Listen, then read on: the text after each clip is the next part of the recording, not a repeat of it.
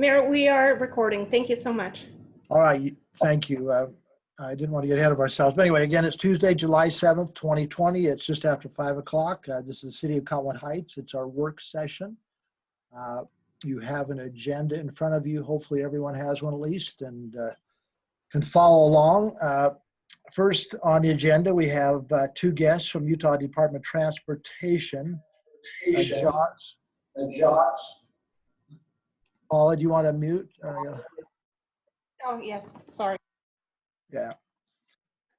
We have Josh is it Jura? Is that right? Van Jura? Correct.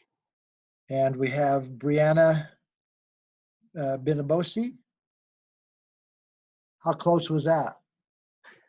You got to unmute yourself. Very close. It's been a boost. So impressive, Mayor. Okay. All right. Thank you. All right. So who's going to lead out? We're talking about the EIS report on the alternatives, the three alternatives for transportation for Little Cottonwood Canyon. So Josh, you can lead out. Absolutely. Well, thank you for having us. I appreciate this opportunity. I do want to add, we do have a third member of the team with us tonight, and that's Vince Izzo. He's our consultant project manager for the team. Important part, want to make sure he's recognized. But I'm actually going to start with a question because I did not get an agenda, and I want to make sure that I'm keeping you guys on schedule. So I can talk for 10 minutes or 2 hours. You tell me what you'd like to hear, sir. I'm gonna shoot for the 10-minute side of it. Okay. We do have a busy agenda. I think hopefully everyone's familiar with the general part of the EIS, because this is not the whole EIS process. This is strictly the alternatives being proposed, three alternatives for Little Cottonwood Canyon. Oh, there it comes now. And so if you want to take 10 minutes, then we'll allow some time for some questions. Then we'll probably excuse you. You can stay around and we will have some discussion with respect to the feedback we'll want to give formally to UDOT. Perfect. We'll be a little bit flexible, but go ahead, Josh.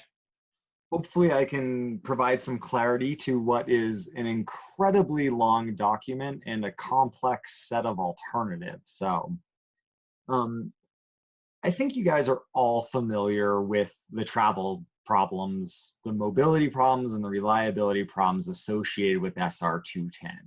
And that's the study area that we're really looking at, is from the mouth of Big Cottonwood up Wasatch and then turning east up through the town of Alta. So traffic modeling shows that in our design year of 2050, that we expect travel times are going to be in the 80 to 85-minute range. And I think we can all agree that's substantially worse than the free flow travel times that we're seeing today. So that's the problem that we're really trying to solve. And that's what our project purpose is.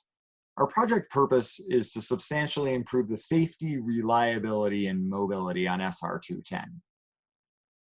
So I kind of want to talk about those three things really quick. Mobility, I think everybody is familiar with the mobility problems on a big powder day inside the canyon.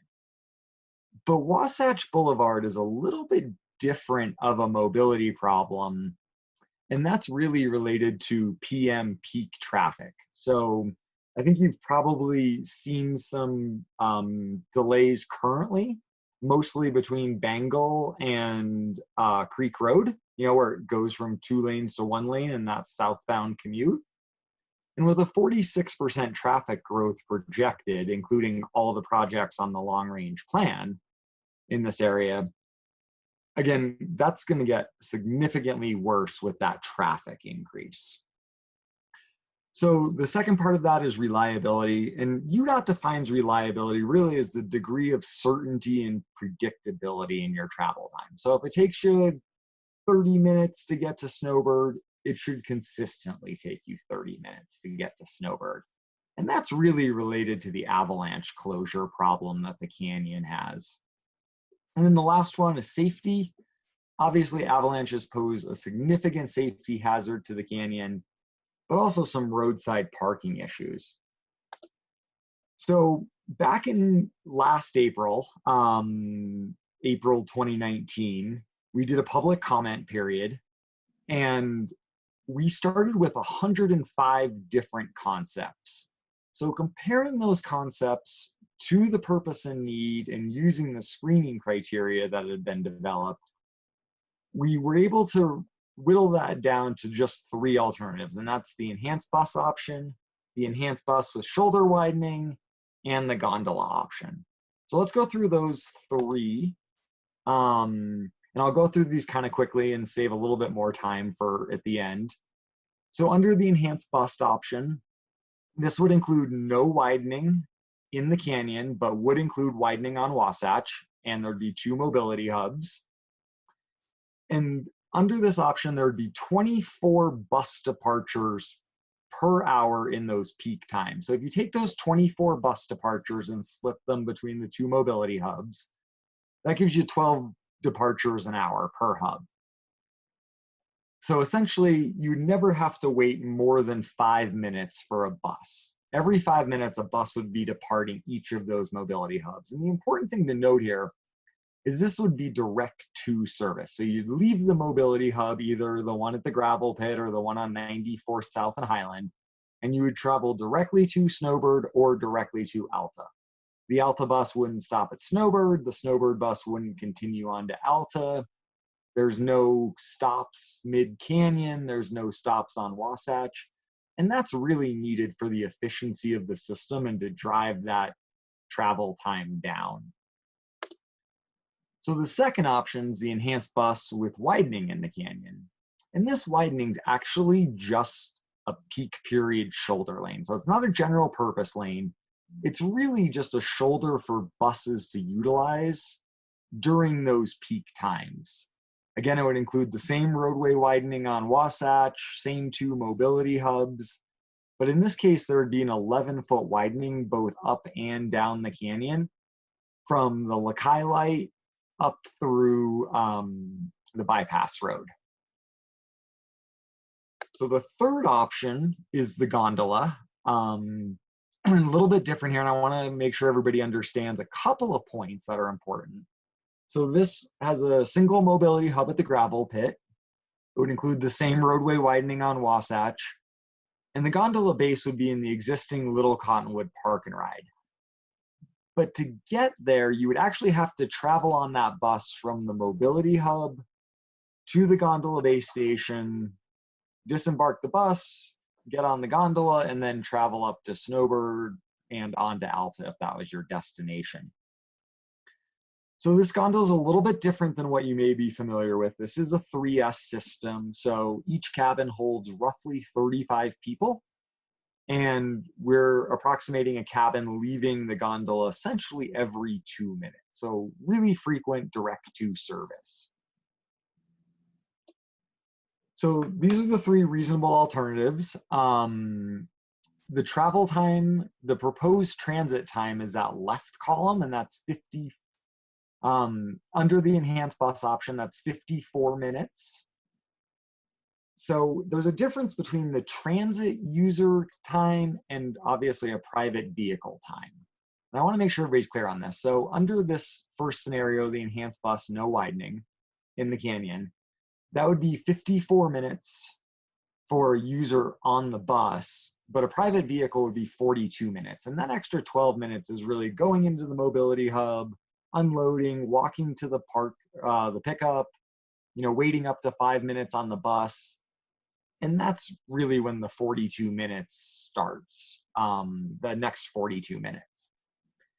Under the enhanced bus option with roadway widening, this is actually the only option where the proposed transit concept travel time is less than the private vehicle. So under this option, it would be 36 minutes to take the bus, or 38 minutes if you were in a private vehicle.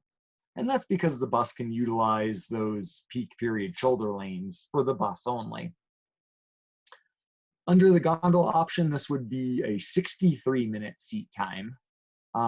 So that same 12 minutes at the mobility hub to board the bus, you'd then take the bus to the mouth and then travel up the canyon. And I think it's important to note here that gondolas, top speed or somewhere in the 18, 19 miles an hour range. But of course, you know, you have to load the gondola and you have to go through the angle station. So they are just significantly slower than a private vehicle, whether that be a bus or a car. So that equates to a bunch of that travel time too.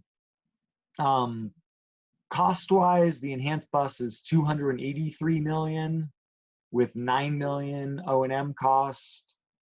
The enhanced bus with widening is $470 million with $6.2 million in O&M costs.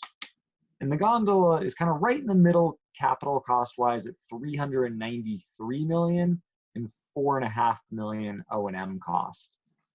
And the thing I want to point out about those O&M costs is that represents winter service only. So essentially the same time the buses run today, you know, Thanksgiving through mid-April. But we also recognize that the gondola offers some tourism opportunities. So while we weren't originally planning on analyzing summer gondola service, because of those tourism opportunities, we're particularly looking for input as to whether we should analyze summer gondola service as part of the document. And if you feel that we should, please include, you know, any restrictions that you think are appropriate, whether that be hours of service, if mountain bikes should be allowed, if dogs should be allowed, you know, things like that.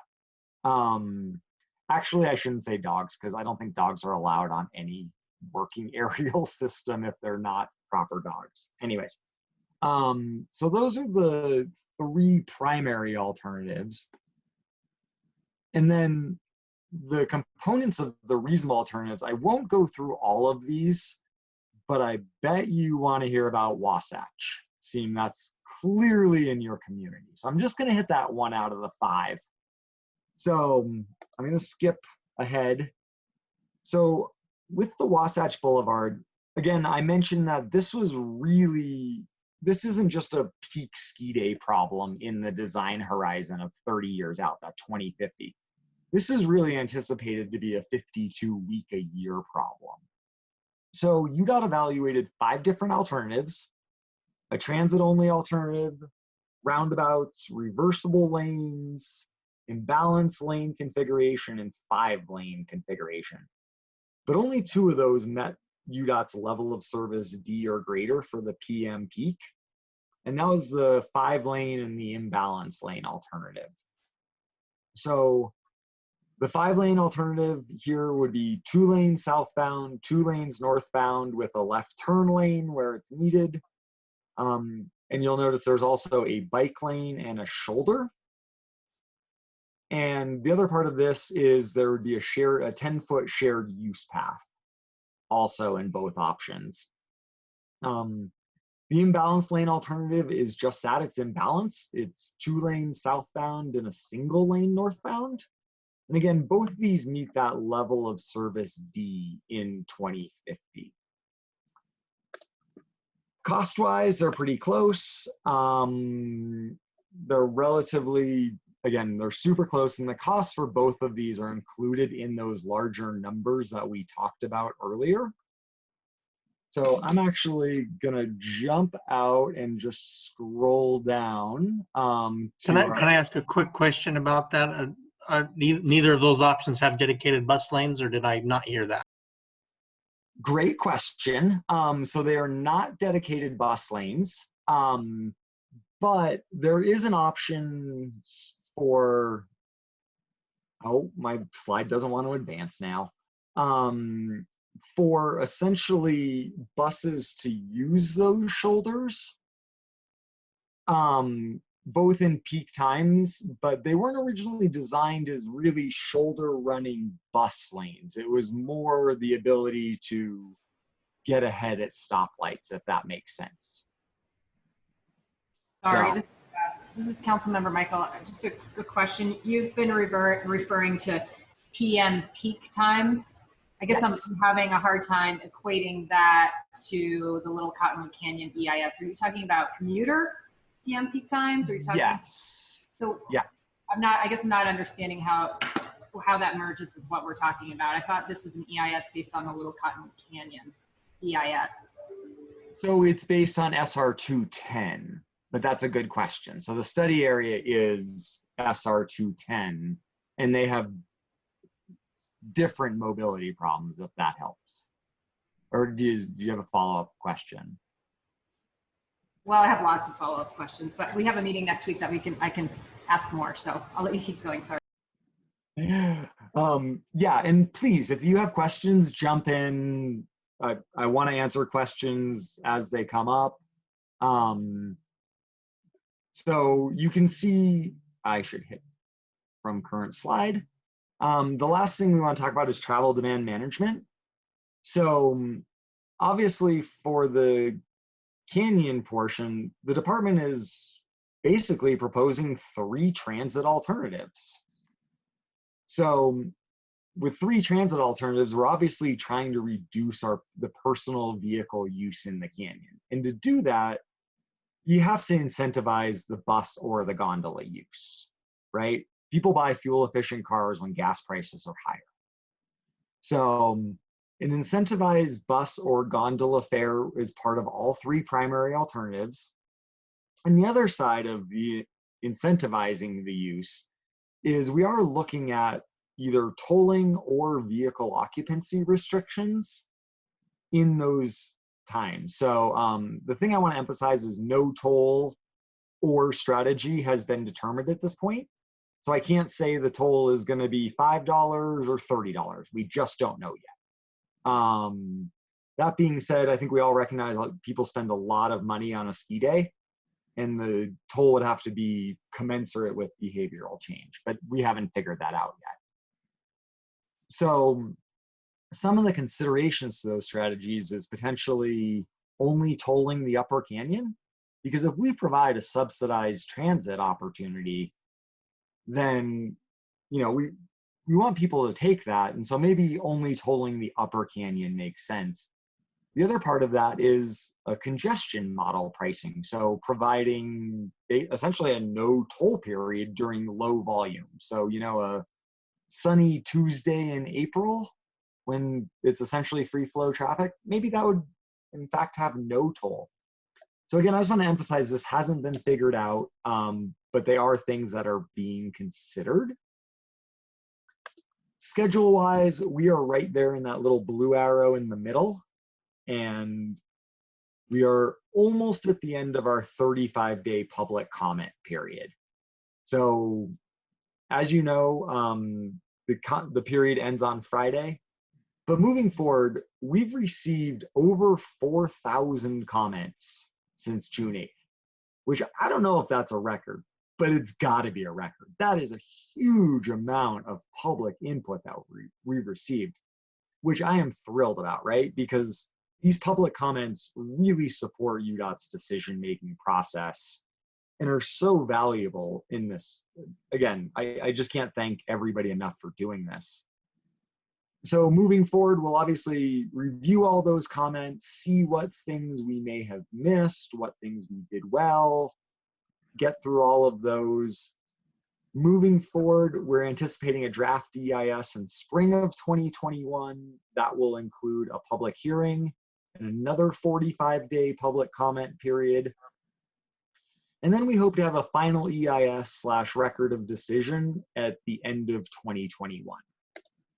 So again, our comment period ends on July 10th. So that's Friday. Please submit your comments. I know you guys are going to spend some time today reviewing what those should be. Hopefully this clarified some of those questions, or maybe it just spawned some new questions that you would like to ask. Josh, let me ask a couple. I will stay here as long as you guys want me to. Yeah. So what do you, okay, maybe that's an exaggeration. I can't be here all night. Well, thank you, Josh. Let me Yes, throw out a couple questions to you, and these are some you've probably heard already. One is, you said you had over 100 alternatives you looked at, and you pared it down to 3. I'm curious why and this is maybe not so much my personal concern as many people have raised the question to me, why rail was excluded. I'm not a fan of rail, but some have asked the question why rail was excluded. That's a great question. So rail was eliminated in the phase 2 screening process. So it met the purpose and need, it met the phase 1 screening criteria, and all the screening criteria can be found on the website. So I won't go too in depth in there. But it was really the phase 2 screening criteria where you compare rail to the other grouping of alternatives. And the 3 things that really differentiated the rail option were, 1, the 4F impacts, which are impacts to both the natural and built environment. It had nearly double the number of impacts as the other 3. The second part of that is we analyzed connecting it to light rail at 94th South and 13th East. Seemed like the logical design.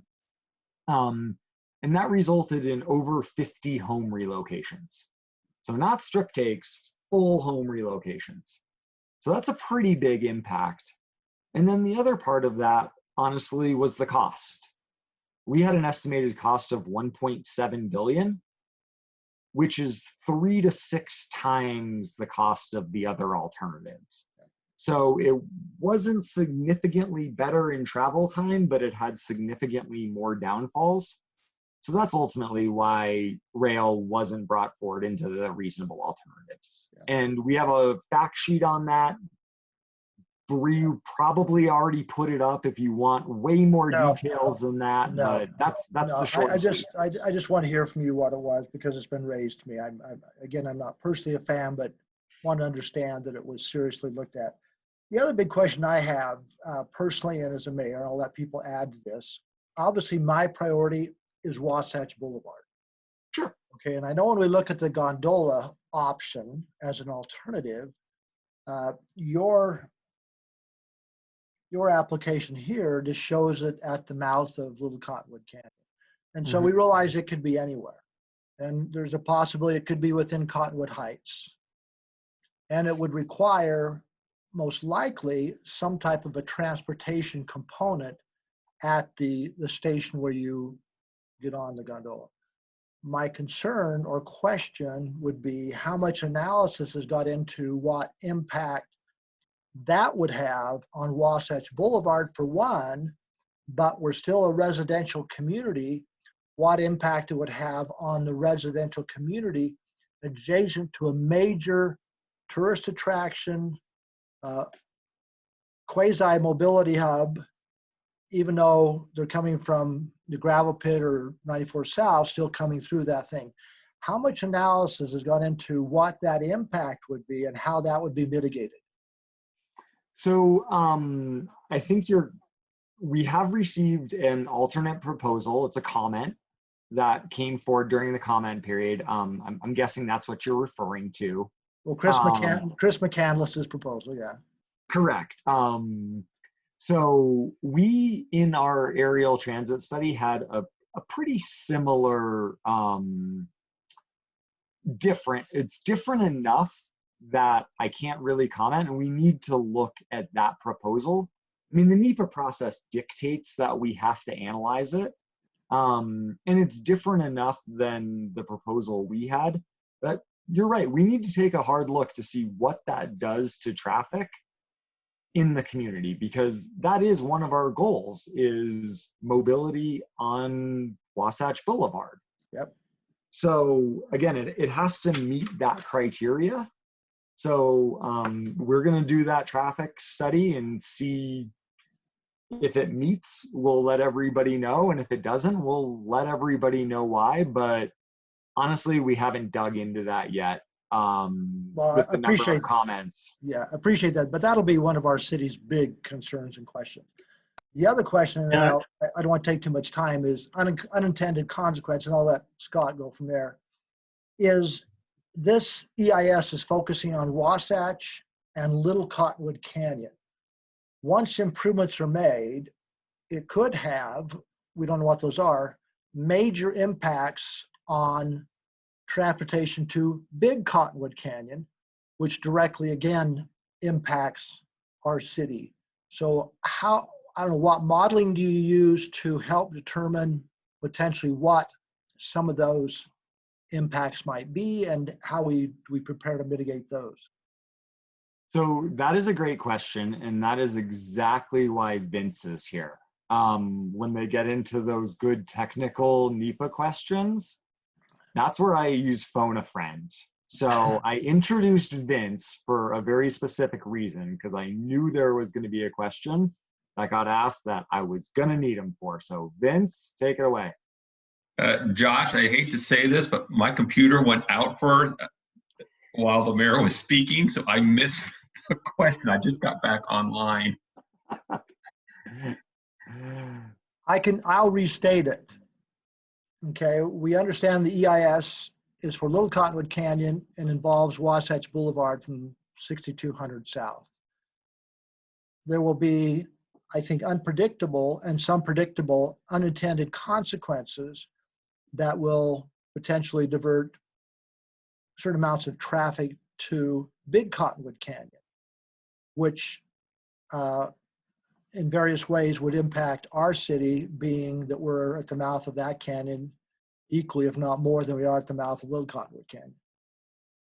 So how would we predict and mitigate those potential impacts of improvements that could push all kinds of traffic over to another canyon? So that is a good question.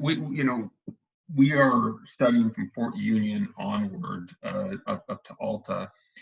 I will say that UDOT is still working with the Big Cottonwood transportation plan on some concepts that look at improving that intersection to address some of those concerns.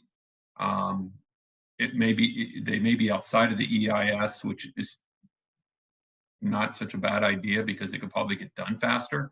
But they are looking at potential options for those improvements. Well, we'll have more questions then. I'm sure we'll make some comments towards that end, but that'll be a concern. I know we're going to run out of time here, so I need to shut up. I have more questions, but Scott, you had a question. Yeah, and that had to do with when you're talking about mobility on Wasatch, just so that we're very clear. It's been a state road probably since it was created. But since it was created, it's kind of changed. There's been housing that's been built up on both sides, and now it has some, the community neighborhood feel both sides. There's certainly, and I guess my concern is we'd like to be able to obviously keep people moving along that so it doesn't get congested. You don't have the traffic jams. You're identifying as PM commute times as being the current biggest problem child there, and that's that is what it is.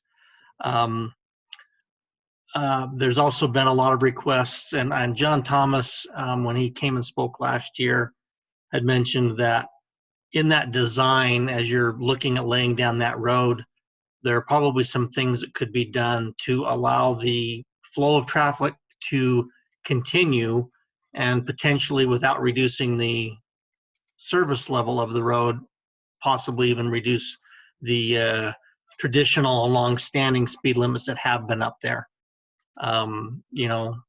Back in the day when there wasn't anybody out here, 50 miles an hour may have been just fine. But I think this is probably a good opportunity to look at that intensely, and if there's a way to keep the level of service adequate and, realize that it does go through the community, I think that would be a win. So I know a lot of effort was put into that, the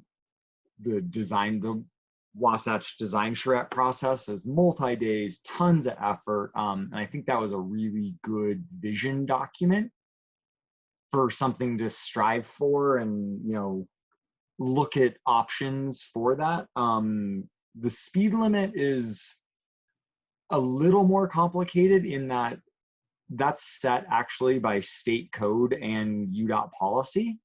But you're right. I think they interact, and I think that's the start of our conversation next week, is to figure out how those two play together and what's the biggest problem and what are some of those potential solutions. So yeah, I think that'll probably be a number of good conversations moving forward. I guess so, as you're looking at that, one of the things that really helps in controlling or keeping speeds consistent is reducing the amount of wide, straight, flat spaces, gentle curves, that type of a thing. I mean, I'm sure you're aware of that, but that's if there is enough right of way, rather than staying inside the boxes. Well, this is where it's always been. Let's keep going. If we can, within the current right of way, maybe add some of those calming features. That would be. I hesitate to use the word calming. That's usually used more in a neighborhood situation, but just something that allows people to still move, but can keep things in a, I completely we have other understand highways this. in the city. We have bigger roads in the city. They handle a lot more traffic. We have a lot of people that drive through the city every day on other streets. It's not a problem that's going to go away, but while we have the opportunity here to design something, let's do the best job we can. Absolutely agree. And those are kind of that next level that we need to talk more about. And Well, and I think that'll be the probably emphasis. more. I think Go that'll be ahead, the sorry, emphasis. I think that'll be the emphasis of our city too, because of how much time we spent on that Wasatch Boulevard master plan, with the landscape medians, the traffic calming measures, the pedestrian measures, the speed limit, as well as being sensitive to the responsibility of getting transit through to the canyons, and understanding that we've got people going to Sandy and Draper, even though we wish they'd go on Highland Drive. We understand they're going to be there, so we want to take all that into account, and we've been through that. And our emphasis again is that master plan as a city we've developed. It has a lot of those mitigation effects already designed in it, and we want to emphasize that. We're almost running out of time. I apologize. Any other questions? Tally, you have one? Yeah, sorry, really quick, Josh. And Christine. Councilmember Bracken brought this up, but the dedicated bus lane, I thought that was a fairly concrete concept. So to not see it in these sketches at this stage of the game, can you elaborate a little bit more? Are you talking about on Wasatch or up the canyon? Yeah. Sorry, just to make sure I answer the right question. Just along Wasatch. So the dedicated bus lane, and Vince, this is where, again, you want to make sure it's stated clear, like I don't say something, help. You can phrase it better than I can, sir. Well, Mike Johnson, did we have dedicated? Did we have dedicated bus lanes? I thought they were just flex lanes that could be used for bus at certain times, but also could be transit. Yeah. So We've shown, I'll let Vince answer, and I can provide my input when we go over the public comments we're preparing.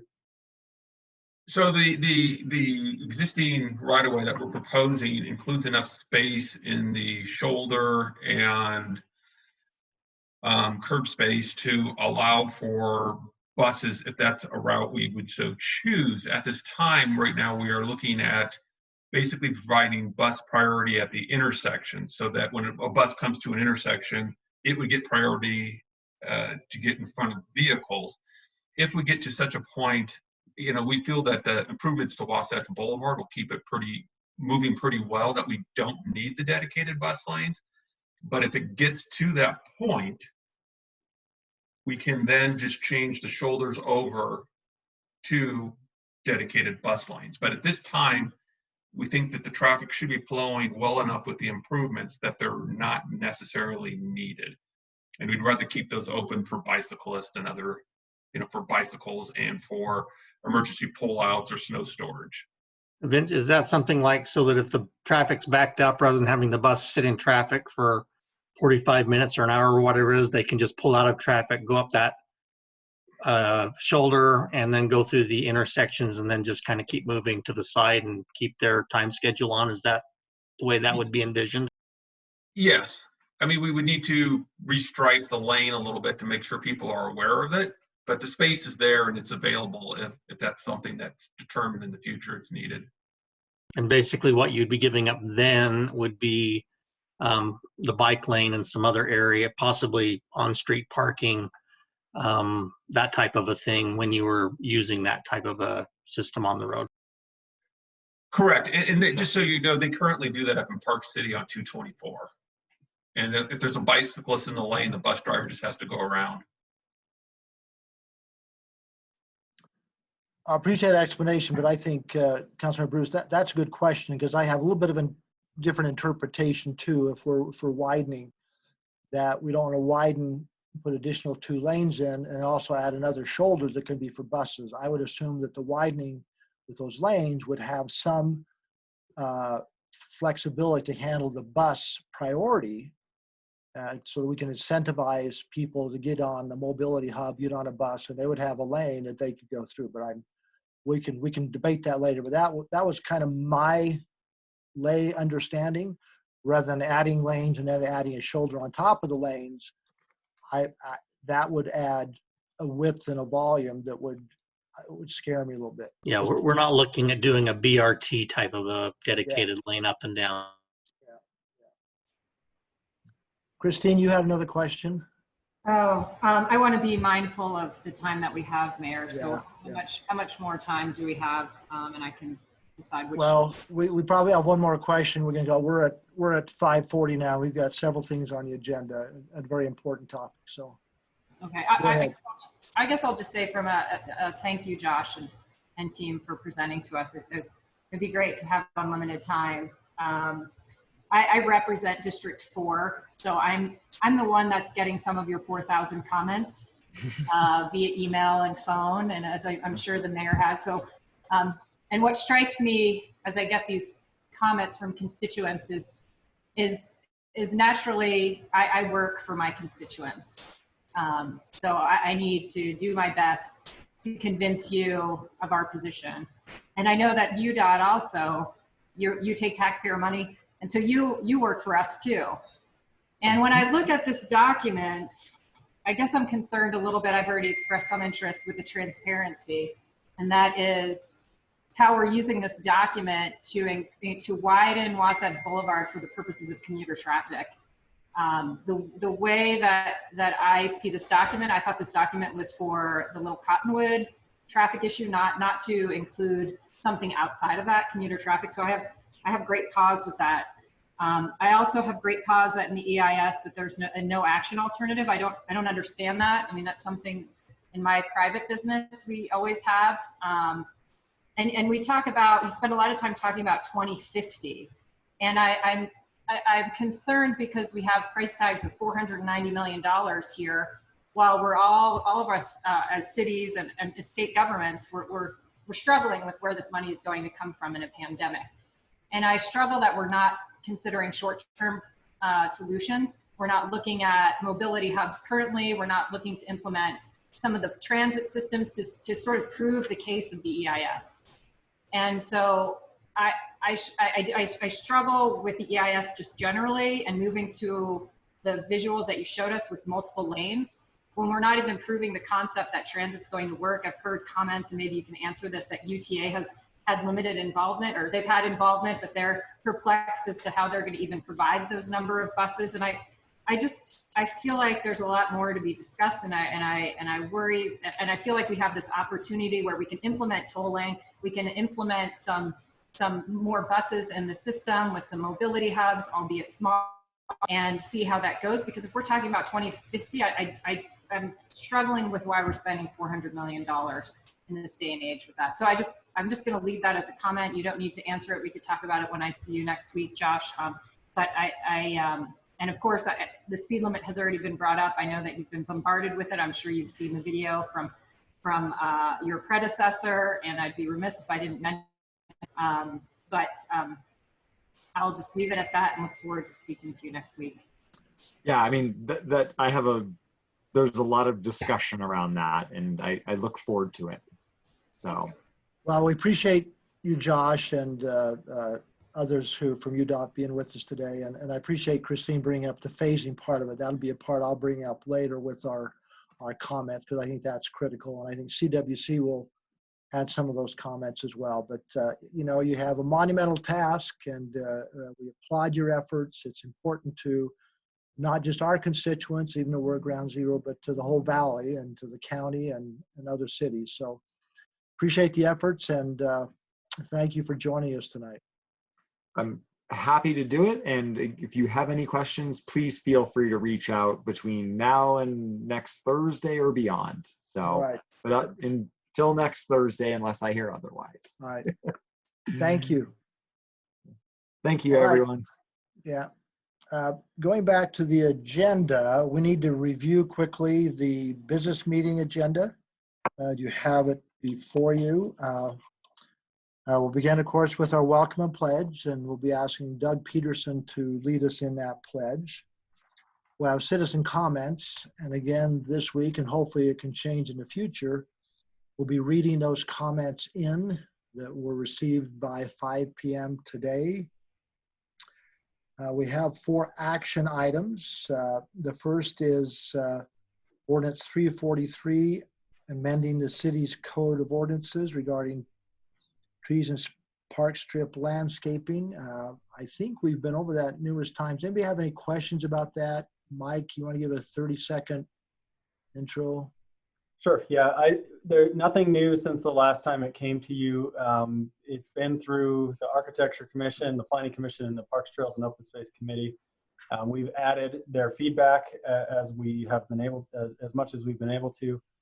We've received unanimous positive recommendations from each of those bodies. The one piece that was missing between last meeting and now was the actual fine for the improper removal of trees without permission. We looked at some surrounding cities, and we want to make sure that there's plenty of incentive not to illegally remove trees in the public right of way. So the fine we've determined is $500, and that was an unknown quantity last time, but that is the only change. Okay, thank you. I feel good with that amount, and I feel good with the policy. I think it's in the right direction, and we've all been through it, so we'll move forward. The next item of business is our Resolution 2020-31. It's approving entry into a building services agreement with Sunrise Engineering. Tim or Matt, do you want to introduce that? I think it's just something we've done for years. Yeah, Mike, do you want to share on that one? Sure, yeah. So Sunrise Engineering is our contract building department. So plan review and building inspection services are through Sunrise. There are no added, really no new details proposed in this contract compared to the current or the previous one. The fee schedule is set at the same exact thing. Sunrise's contract is, we find, very beneficial to the city because we don't pay a flat rate. We pay a percentage of building permit revenue, which makes that a much more resilient contract when economic conditions change. So as building activity goes up, we pay more naturally, and as it goes down, we pay less. So no proposed increase, not even any market adjustment or inflationary increase proposed there. Just a new 3-year term to the exact same contract. Mike, what level of control and supervision do you have? I know it's contract, so it's limited, but what level of control and supervision do you have over their work product and their activity? Pretty close. We worked very closely with James Short, who is now our building official. We very rarely have any major issues. Plan review is done much quicker than is legally required. Building inspections are always done on time. They will always go out of their way to resolve issues. If there are staffing issues, Sunrise has always been very responsive in getting those solved and addressing any problems as they come up. And they're always willing to attend meetings or calls or whatever we need them to do. Okay, thank you. Any questions of that action? Okay, hearing none. The third item is Resolution 2020-32. It's entry into an agreement with Salt Lake County for distribution of the just over $1 million of CARES Act. And I know Tim presented that with Mike previously. Tim, any final comments about that? Yeah, so the funding that's available for our city is a little over $1 million. We've outlined possible ways to utilize those funds under the parameters of what the agreement says and what the CARES Act says. We've included that in the attachment. We still need to verify that those costs are eligible through our processes with the county and also evaluating the legal parameters of the CARES Act. We're recommending approval of this agreement, and we'll move forward from that point. Who leads the effort for the city? Multiple people. Mike Johnson, obviously, for the side of things related to our businesses and the funding for businesses. He's taken the lead on contacting and working with our other entities as well. I'm involved as well, Scott Jurgis, and also. So. Okay. All right. Thank you. It's an important opportunity to see if we can use it any way possible to help any of the, especially the small businesses who are struggling during this. I know it's a challenge, but they're trying to find ways to loosen up the money that I've learned from the county, but we encourage your efforts there. Okay, the fourth item, unless there's no further questions, is consideration for resolution 2020-33. It's accepting a request for indemnification. This is literally the same process we used previously, where we have reservation of rights, but because of the counterclaim from a council member towards police chief, that there's been a request for indemnification. Shane, you want to introduce that quickly so I don't misstate something? Sure. The mayor is correct that this is pretty much the same process that we went through about a month ago, I think, concerning the complaint against one of our council members. The council member has filed an answer to the complaint and also a counterclaim against Chief Russo. And so Chief Russo has requested the same sort of indemnification that Councilmember Bruce requested about a month ago, to the extent, and so I am suggesting that that would be appropriate. We have built, this is essentially the same coverage as we used before. The request is accepted. Request for defense and indemnity is accepted, but it's subject to a reservation of rights if it subsequently turns out that any of the claims are not within the course and scope of Chief Russo's job functions with the city. By statute, we have to respond to a request for defense and indemnity within 10 days after we receive it. We have submitted this claim to the city's insurer, and they are processing it, but we haven't received that response yet. I suspect that it's going to come back and be pretty much the same as we have received from them before in this matter, saying that they will provide the defense and indemnity subject to the reservation of rights. Sorry, this is Christine. I apologize. I wasn't at the meeting where we discussed this before. Is there a requirement within the contract that means we have to indemnify, or is this a choice that we're making? It's a statutory obligation for a governmental entity to provide defense and indemnity to its employees for things that they do within the course and scope of their job responsibilities. It's part of the Utah Governmental Immunity Act. And does that hold true when the person that's getting the counterclaim is the original filer of the complaint? Yes, the counterclaim is a separate set of claims against the city employee, and so I view them as analogous. And but again, for clarification, entitled to defense and indemnity with the reservation of rights. Yeah. Well, I think that's the important thing that I think we all have to understand. With the reservation of rights, that indemnity only applies if it's deemed that the actions are within the responsibilities of position they hold. Thank you. And just, I mean, for clarification or for historical perspective, the city gets lawsuits regularly. Those tend to name certain either individuals or groups of what, and we've done this process multiple times over the years since incorporation. That's correct. I don't think there has ever been a time when the city, when a city officer employee has been sued, that the city did not grant defense and indemnity with the reservation of rights under the Utah Governmental Immunity Act. Okay, any further discussion on the action items during our business meeting? The last action item actually is the consent calendar, which is approving minutes for June 16th. We're going to table that until the next meeting. There's a couple of corrections that we want to make to those minutes. We will not be voting on that this evening. Okay, moving back to staff reports, and turn over to Mike Johnson, and hopefully we can be brief, but we'll take as long as we need to talk about our response to the EIS 3 transportation alternatives. As you heard from Josh, they've had hundreds and hundreds and hundreds of comments, and ours will be with those. So Mike has sent out a summary of what he has felt, and I've reviewed that myself, and I think he did an excellent job, but there's a few points we will, I'm sure, want to add.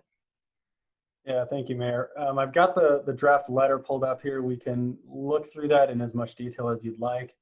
The first page is a lot of concepts that have been in previous letters. Most of these bullet points on page 1.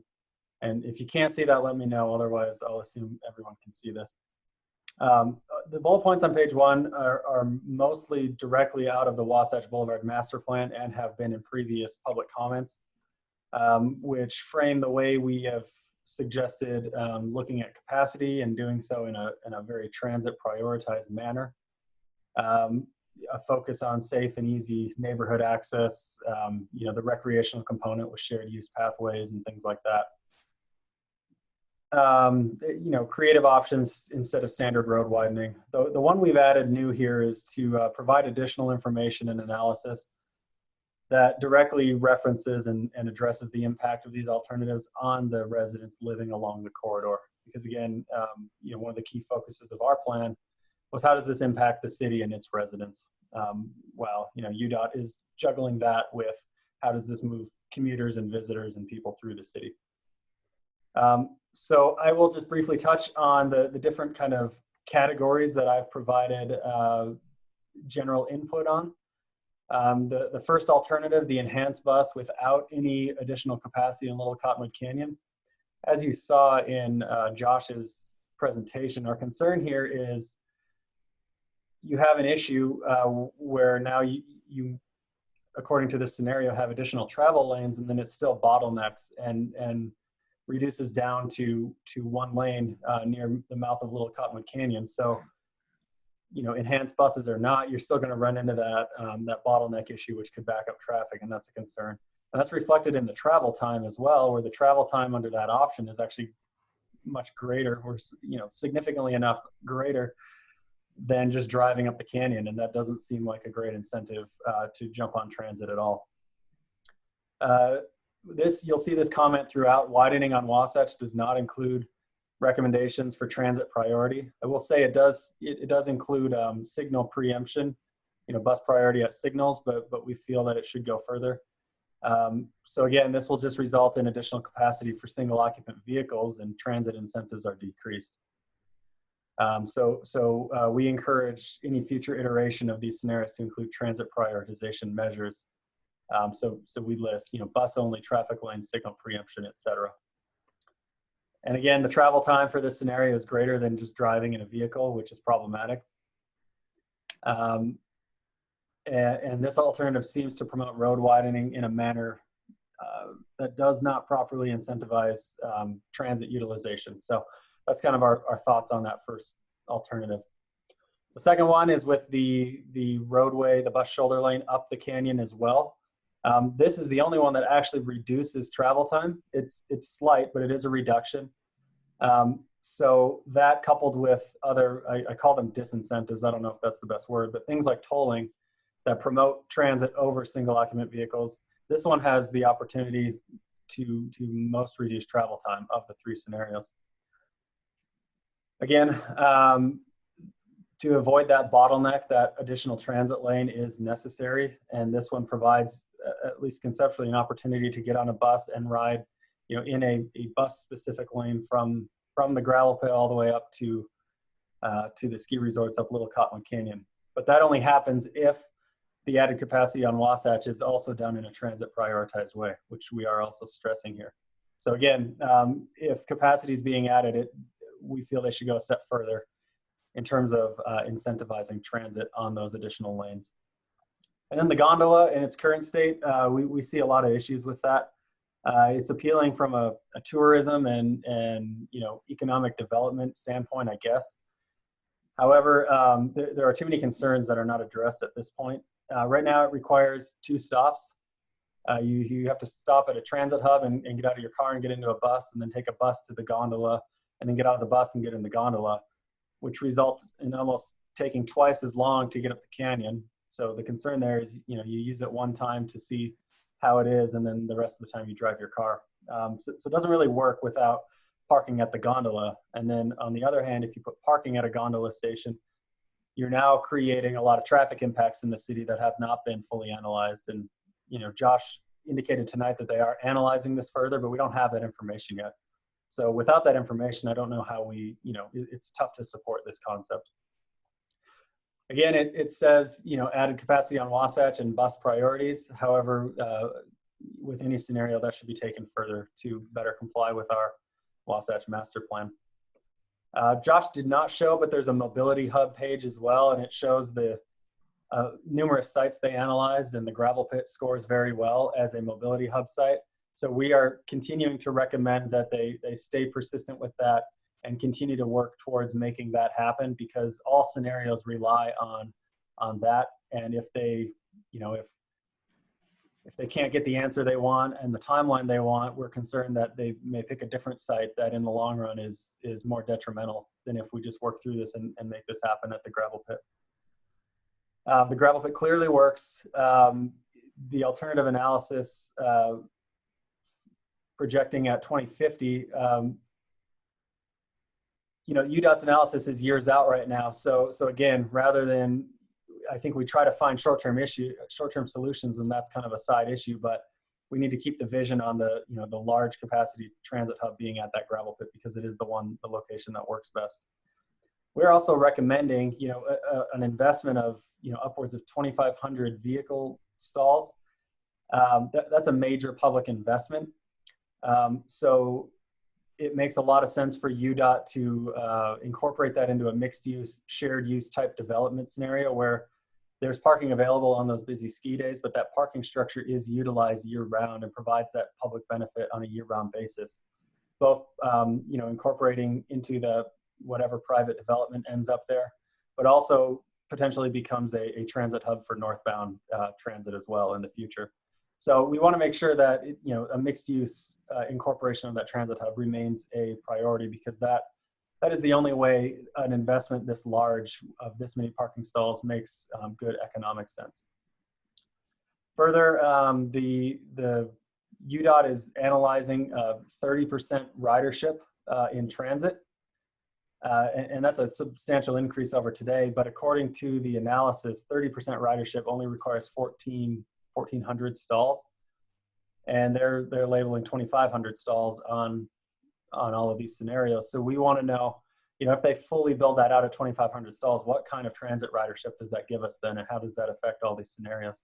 Because that would increase that, that might be 40, 50% transit ridership potentially. And then finally, and this one's key as well, the Wasatch Boulevard design itself. Josh shared this slide. Again, the city strongly encourages UDOT to approach roadway widening with priority on accommodating transit. That's things, not just a signal preemption, and I think we share your concerns of the shoulder bus lane. That just becomes another lane. But finding ways to prioritize transit in the expanded lanes is still key.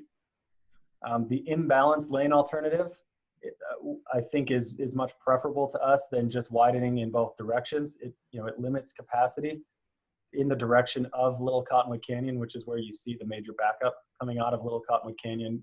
You don't see that. You don't really need that capacity. And to address Councilmember Michael's point on that, widening on northbound lanes seems to directly and only benefit commuter traffic and not this canyon traffic. However, even this limited capacity addition, the imbalanced solution, should still explore transit priority measures further. The shared use path remains a critical component. We have encouraged UDOT to update their cross sections to show a planted park strip. Right now, it's not really shown in much detail, but it looks like a kind of a concrete park strip, and that's not preferable to us. It is a much better experience if you landscape that and plant it with trees. And then, planted median in the middle of the road with landscaping or trees or something else helps the design of that road and the character, but also helps, naturally slow down cars if done right. And then the last page here, again on Wasatch Boulevard, they list in their documents that things like speed limits and pedestrian crossings and, the intersection improvements and visibility and things like that will come in the next step. That's great, but we don't want to get to the end of this process and never hit that next step. So we are stressing all of that right now. These things are all critical and they're all major components of our Wasatch Master Plan. And we feel they should be further analyzed and presented for public input and feedback, just like all these scenarios are. And that includes speed reduction and traffic calming and crossings, kind of the details that you see and you feel when you're on that road. And again, we feel that doing that, a good design not only creates a better character, a better neighborhood quality, but that we've seen it doesn't actually really detrimentally affect the ability for traffic to flow through the area. So that seems to be easy to, in kind of a win-win scenario. And we just want UDOT to understand that and begin, making that more important in this process. We also encourage further collaborative review of the Wasatch Boulevard Aesthetics Design Plan. This is the result of that design charrette we did last year. This will be talked about further at the next council meeting, so we'll share that with you there. But we want to continue to make that happen, as that kind of coincided with UDOT declaring this a kind of a special character gateway, and it's a critical piece of this. And then again, we continue to discourage any concept that utilizes existing park and ride lots that are within the Wasatch Boulevard corridor, because that creates congestion issues and is kind of the opposite direction of what we've recommended so far. So that's a quick summary. And as we've indicated, this is just a draft, and we're here for council feedback and are happy to add or subtract anything and prepare to send this on Friday.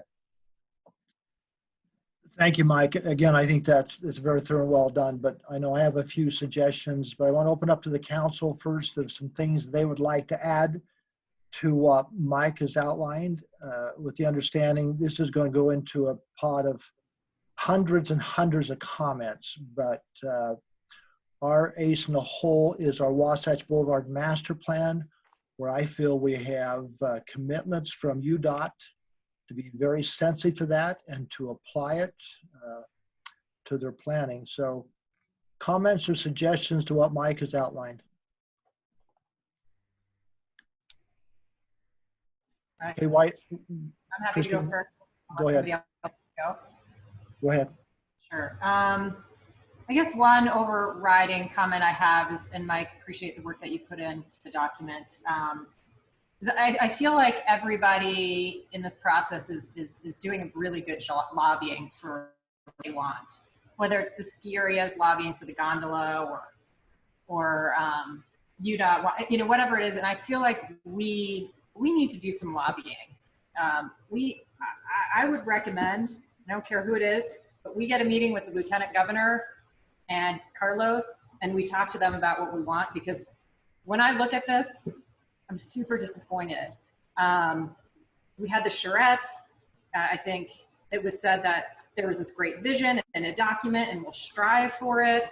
But I don't know, striving for it. And as you just said, Mayor, we're one of 4,000 other comments. And sure, we have our Wasatch Boulevard Master Plan, but if we don't get before the people that actually make the decisions when it comes down to it, then I think that we've failed, or I failed my constituents because I haven't worked hard enough. I really feel like we have to, and I said this I think a year ago, we had put together the letter heralding UDOT for working with us, agreeing at the 35-mile-per-hour speed limit.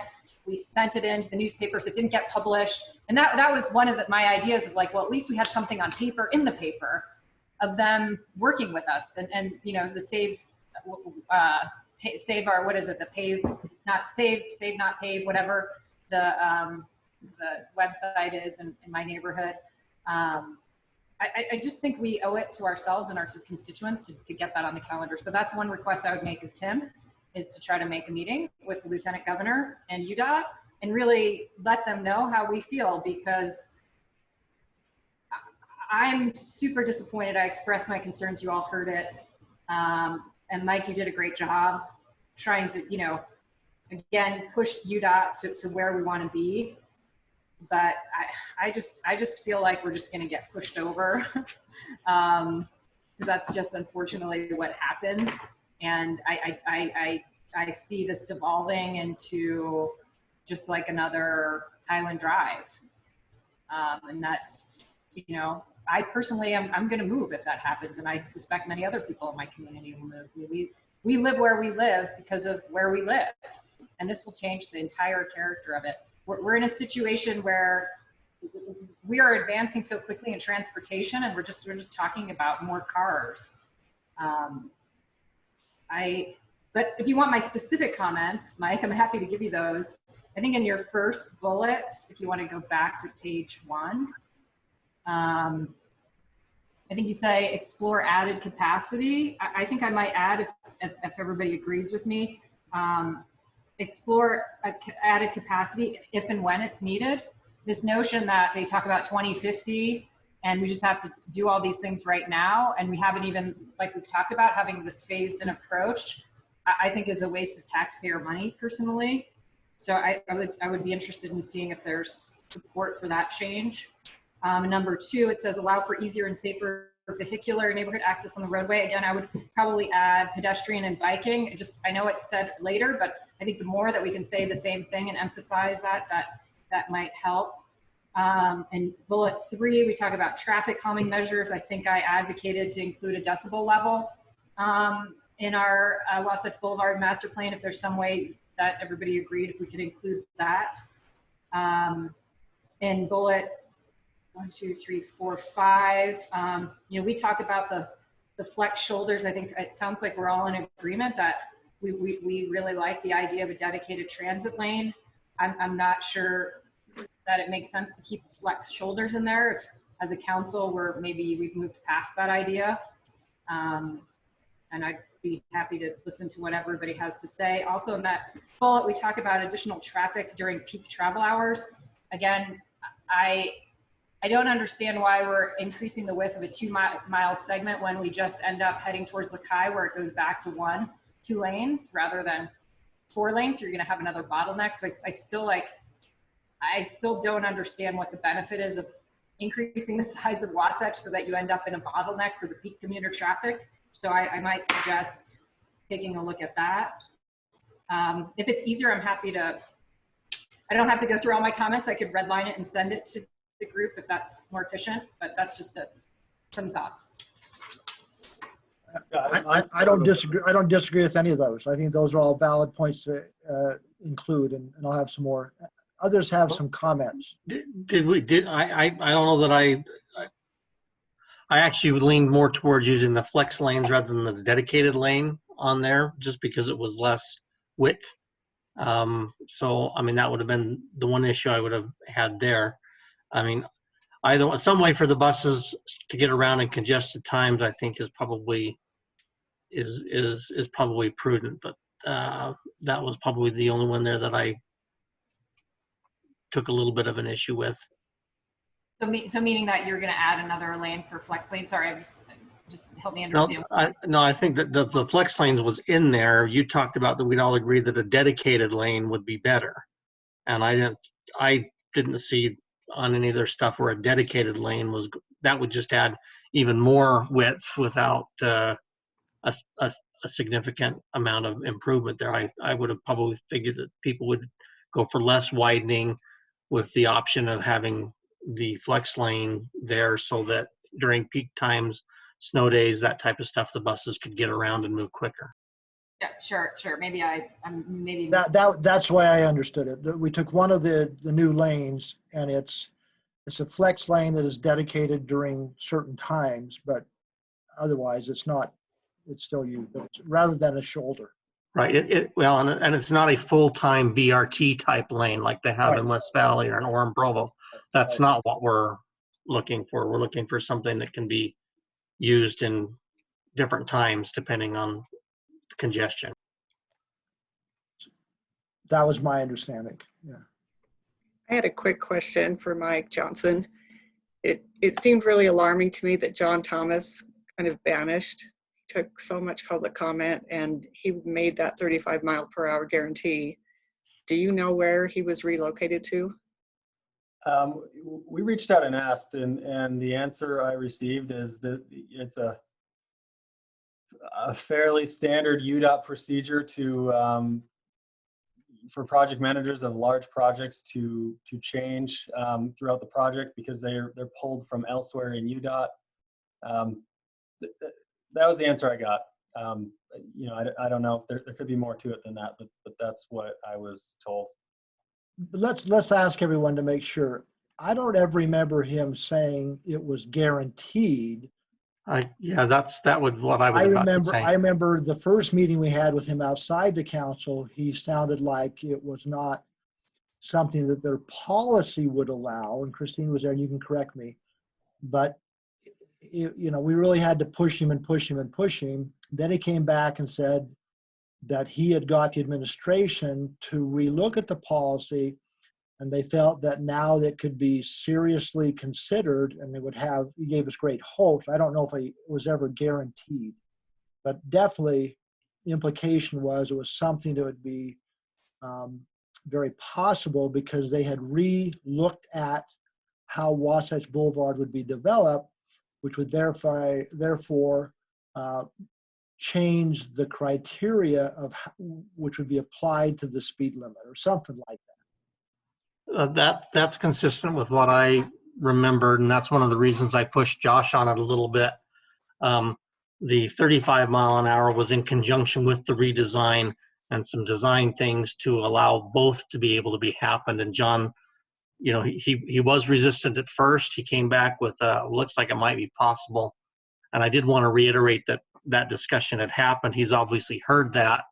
And I think we should continue to push. There may be some way to still be able to do that. But as far as a flat out, this is going to be 35 mile an hour promise from John, I don't remember that at all. He always made sure that he either equivocated or at least covered his backside in knowing that there was a lot that needed to go into it before that might be accomplished, but it was a potential goal.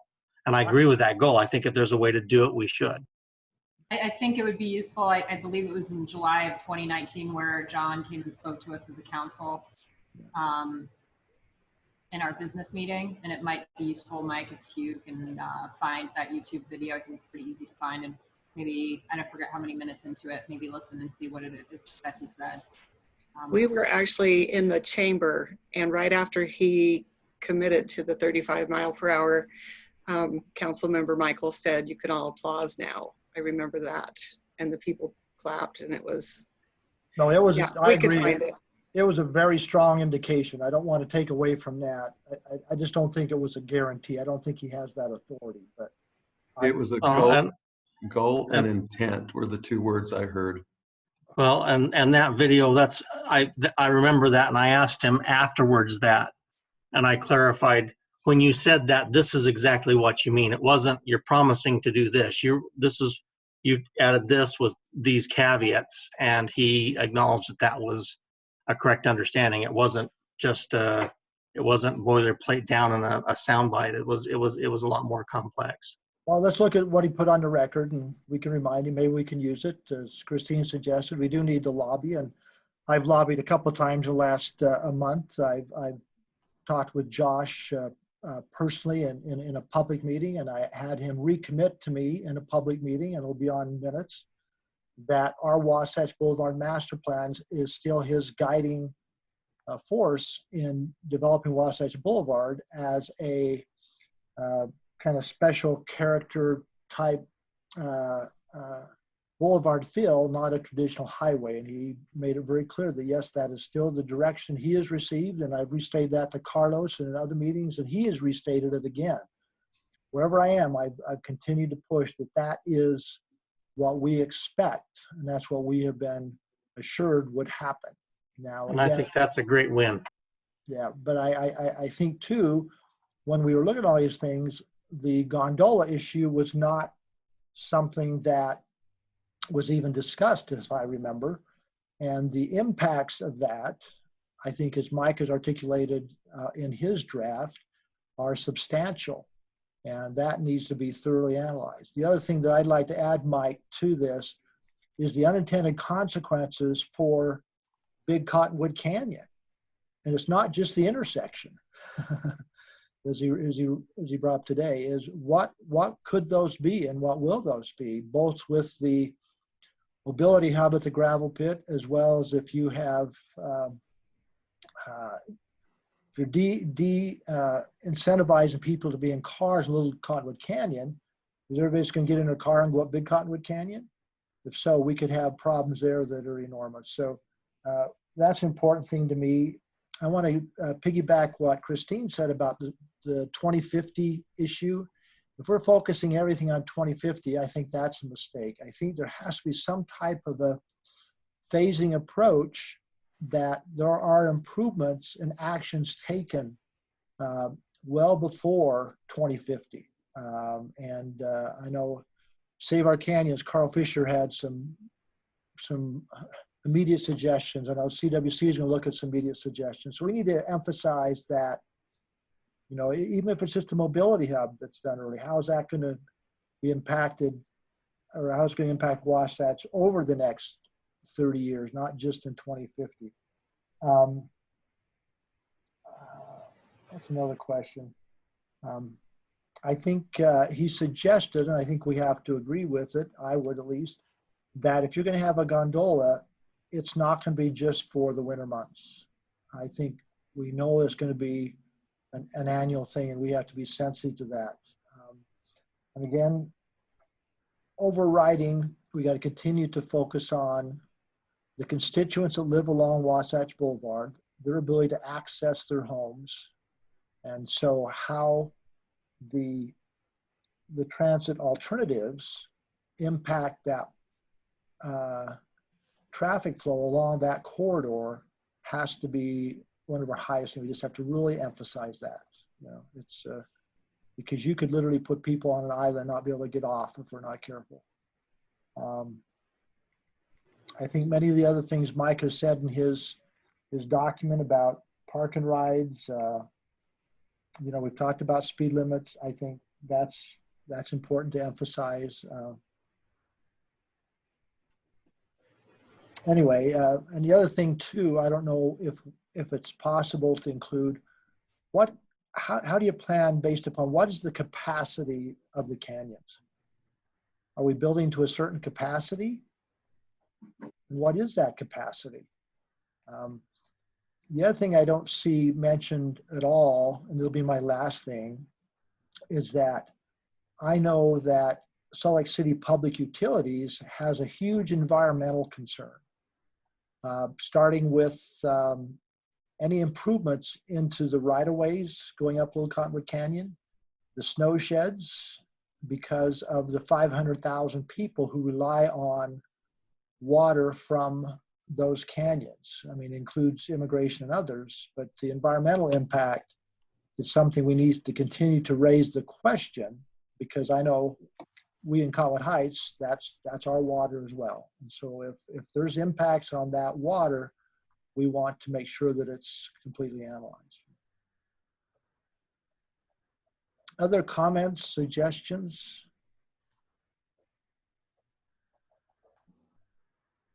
Okay, Mike, any further comments or questions you have of us? No, I will incorporate these. Sorry, I Yeah.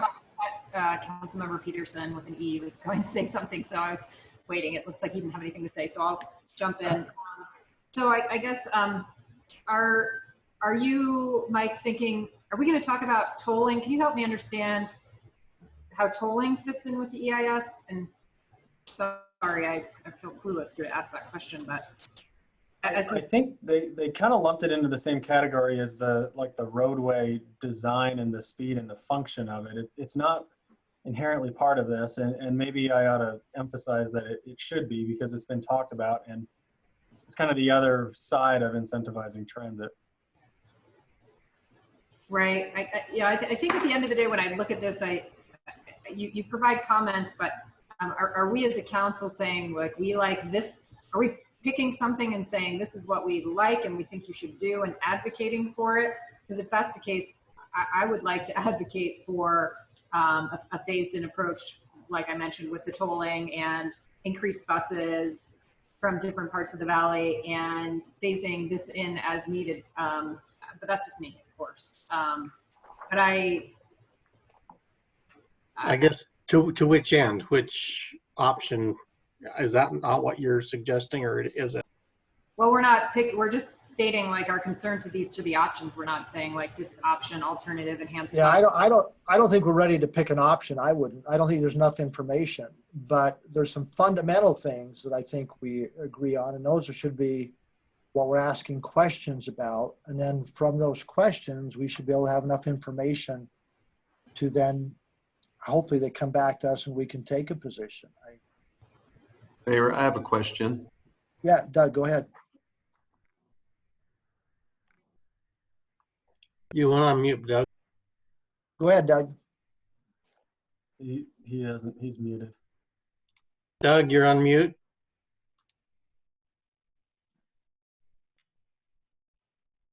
I don't see him anymore either. Oh, there he is.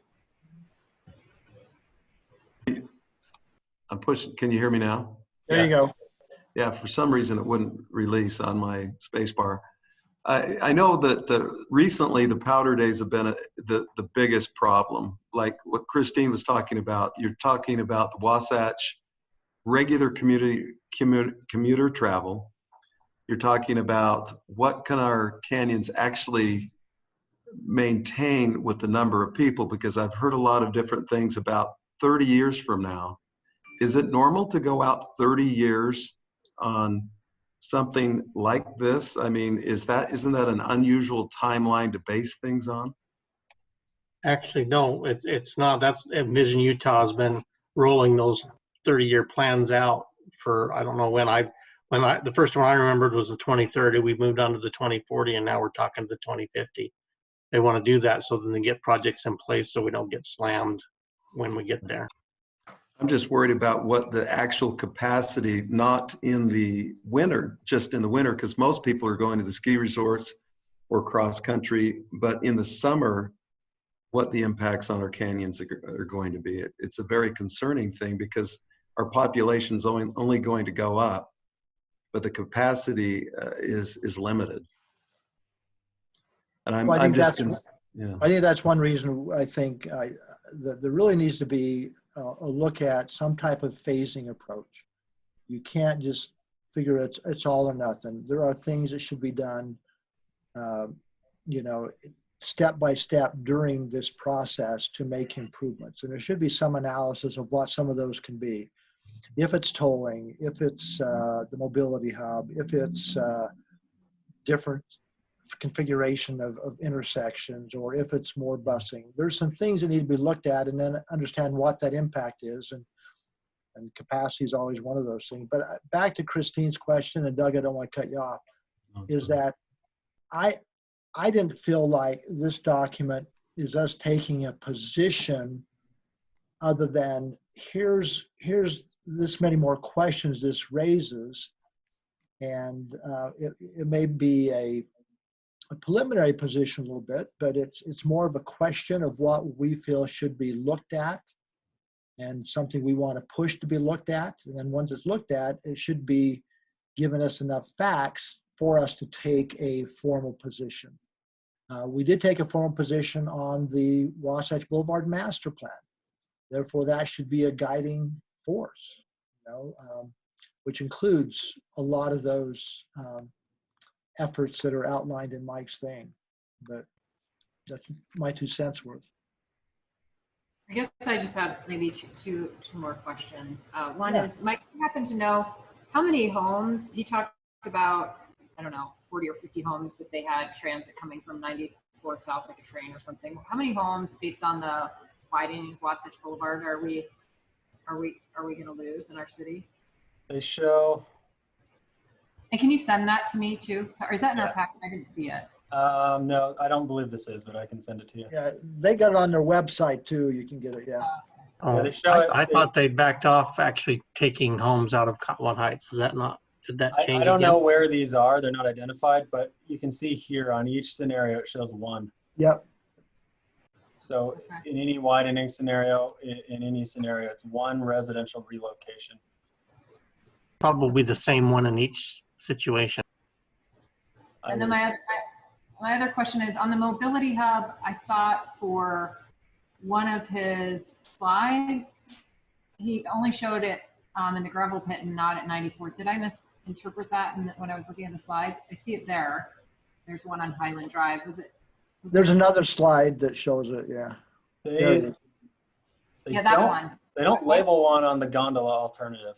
I don't Can know if that's intentional or not, but they don't label one here. Can we include that in our letter? Because that's, I mean, the numbers I remember hearing from Dave Fields, at least at the end of this year, they were seeing 7,500, I think. Right. But there's another mobility hub when it shows it, which some people like Dave Fields is automatically including that if the gondola puts in. Right, Mike? Is there another slide that shows another mobility hub? I will have to verify that. I'll make sure that. Where's it's the one represented. on 94 South? Yeah, so Yeah, that's the one he was talking about, I this is thought. the gondola alternative. So it shows it on both bus alternatives. There it is. But it right does there. not show it on gondola. Yeah. I just didn't quite understand that, why that wasn't there. Now it does reference it here in plural. I'll look into that further. Okay, sorry, I know it's a nit, but. Well, I Mayor, think on just- that one, they were planning on busing the people either from Big Cottonwood Canyon or from the 13th East Highland Drive one.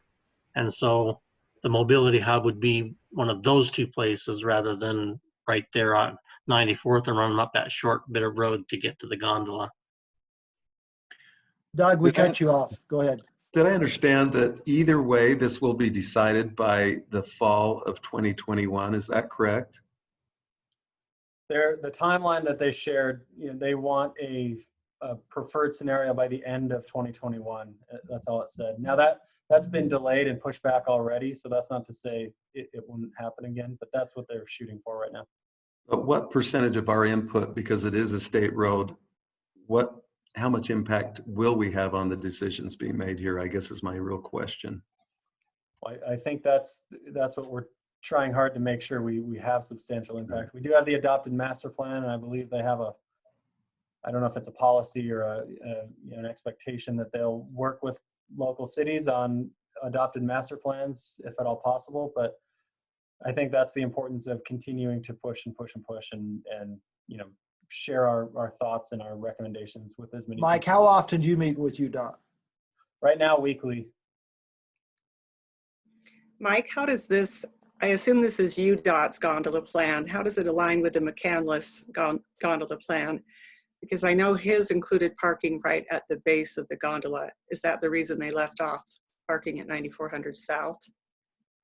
Well, this scenario does not even factor in that other plan. And I think the update I got this week is they were starting to analyze what the impacts of that other plan that has parking right at the gondola station.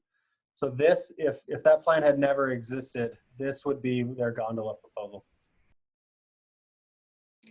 How long are they going to take to merge those concepts?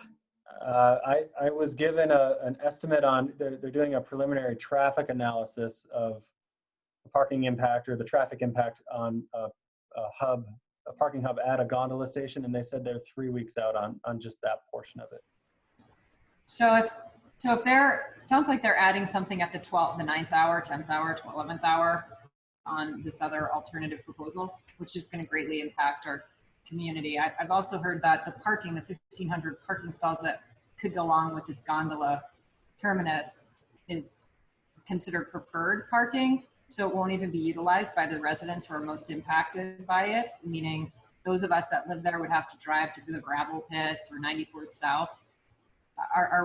Should we be including something in our comments if they're going to be including that in the next round? It seems I a little. think what we say is, in its current state, it doesn't work well with the travel time. And if they add parking, then that creates a whole list of other concerns and that it needs further analysis. And I feel like that's where we are on that, is it just needs a lot more work before we can even formulate a valid opinion on it. Okay, so you might just add like a line or something to the alternative under gondola. Yeah, yeah, I can stress that further. Mike, wouldn't the gondola plan require some action by the city to approve zoning or something? That's in a residential area. Yeah, probably would. Yeah. So we're gonna have some say and input because it's within our city, especially I'm referring to the McCandless plan. And again, I'm not taking a position, but I'm saying we will have some say and on almost every aspect of it. So I guess my last comment on this is, Mayor, I understand you're doing a lot of lobbying in the interest of the city, and thank you, but I think it would be prudent to go a step higher. I don't think that ever hurts. It's like being mother deaf. You hear from the same person so much. Hearing from other voices adds a lot of value to what's said. So I would never oppose looking for an opportunity. I had a conversation with Lieutenant Governor Cox the other day and dropped a couple hints, but I had the opportunity. I should have done more, but there were some other issues. But I do have the cell phone number. Mayor and Council, I'm happy to arrange those meetings and to make that, or to facilitate those meetings. Yep, that's smart. Any other comments regarding this? I think we've given Mike enough information. I think we'll have more opportunities going forward. Mike's meeting with UDOT weekly. I'll be meeting with him on some other issues through CWC. And my whole strategy with CWC is to mirror what we want based upon our own analysis and own comments. Maybe Mike, just make a note so we don't forget Councilmember Michael's point about locals being able to access the McCandless gondola, being VIPs. Okay. Or not being VIPs, being public. I'm saying that our residents should be top VIPs. Oh, I thought we were talking about them using it for preferred service. So it's like the Crimson Club with you. You've got to pay a premium pass to get on the Right. gondola and pass. We want to be considered premium just by living here. Oh, that's not a bad idea. Yeah. All right. Any further discussion on that? Hearing none, we're going to move on. And with the support of the council, I'm going to maybe modify the agenda if it's okay with you, because we're not going to have enough time. So I'm going to ask that we discuss items C and D before our business meeting. And I'm going to have to ask you to come back after our council meeting. I think it'll be relatively quick. Well, relatively, but it'll take a few minutes. And we'll do item B after our business meeting. Any objections to that, so that we give it adequate time? Okay. Ann Etchell, let's turn it over to you, and you're going to be talking about some events discussion. Hi, everyone. It's been fun and hard and interesting to change our events around, to do most of them virtually. With the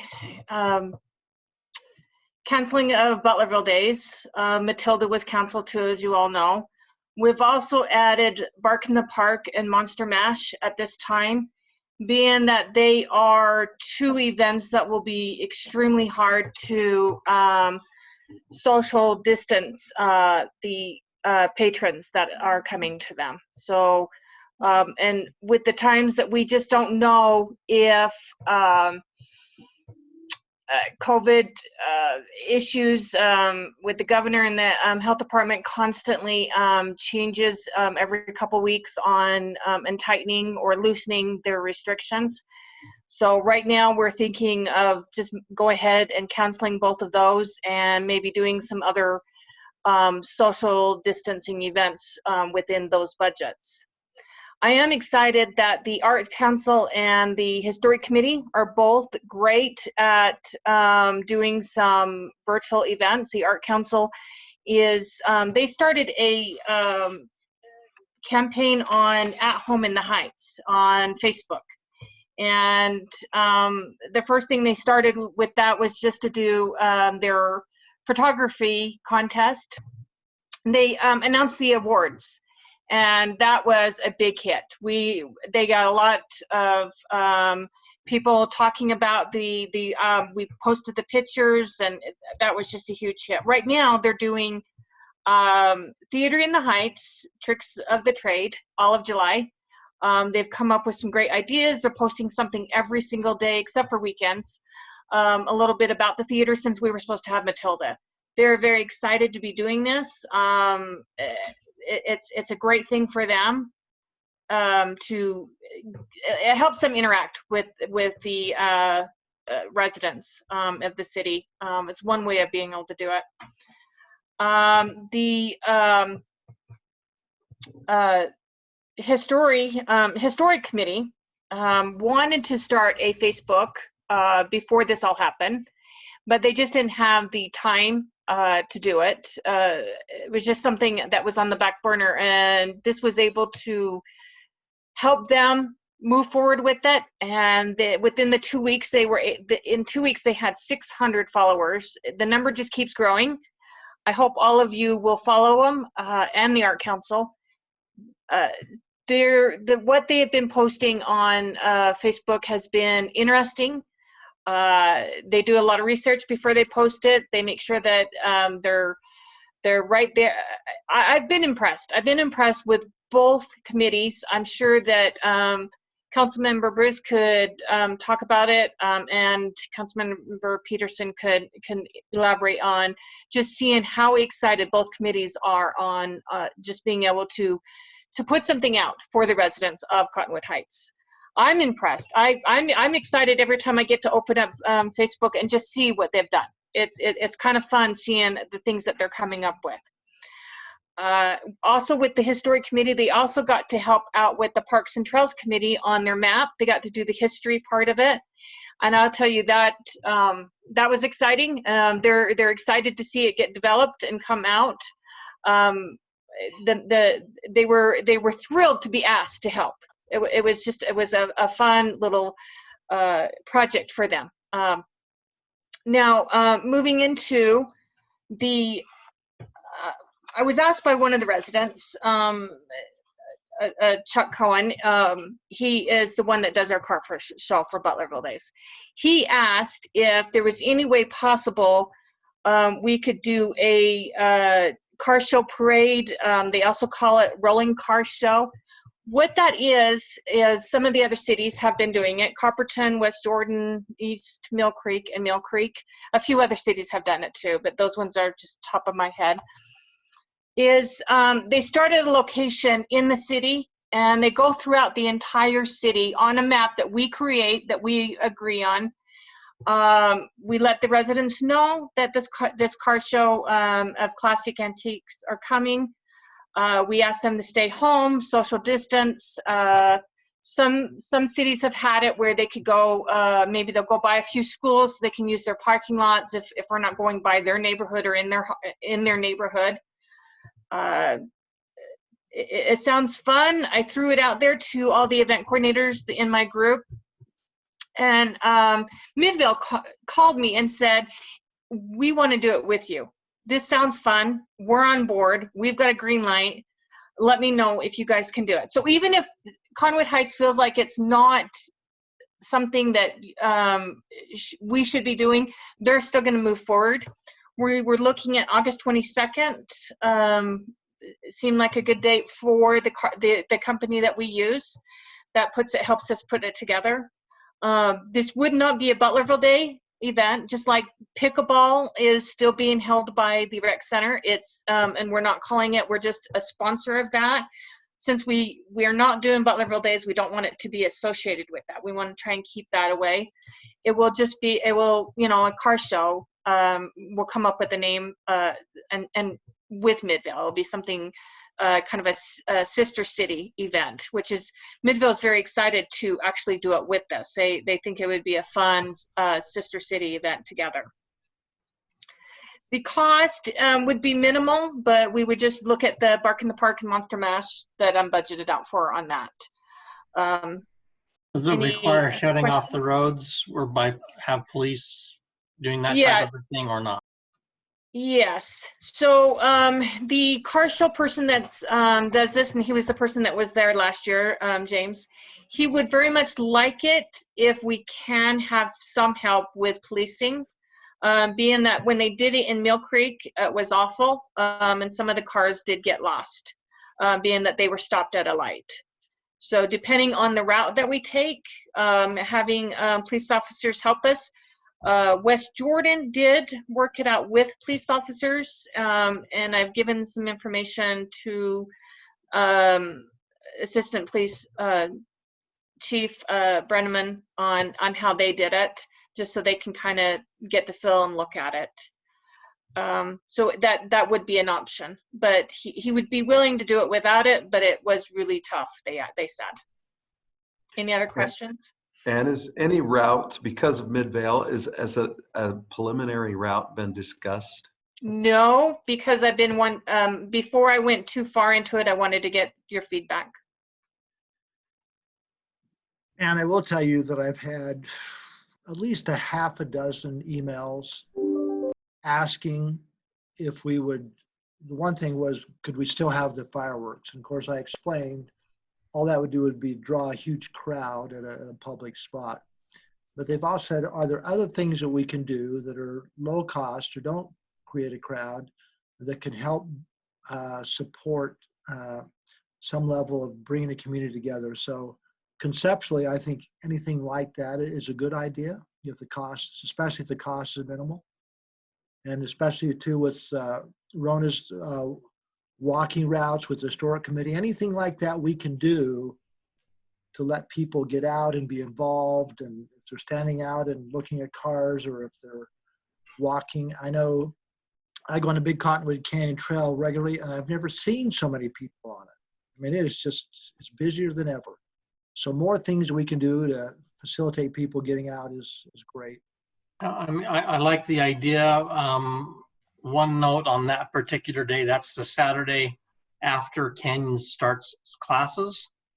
So that could either be a positive or a negative, or it could possibly even lend itself to a kind of a back to school welcome theme. I don't know, but school classes, I believe, in Canyon start on the 17th, that Monday in August. So it would be that would just be something to be aware of that particular date. We could even get a fire truck in the car show. Yeah, what they said they have done is had a fire truck, one of the cities, they had a fire truck lead it. They've also had mayor and council have participated in some of the cities, rode with them, waving while they, kind of like saying hi. So kind of a little parade that you'd get to go through the entire, not the entire city, because there would be, a route, but a portion of it. So yeah, and our different first, things. it also include police. It could be a public work. I mean, you can do some other things to make it, just bringing the community together. Bring the community together and to bring it more to the city versus just the classic cars. Yeah, so this doesn't create a crowd either. So, but it create a lot of interest, I think.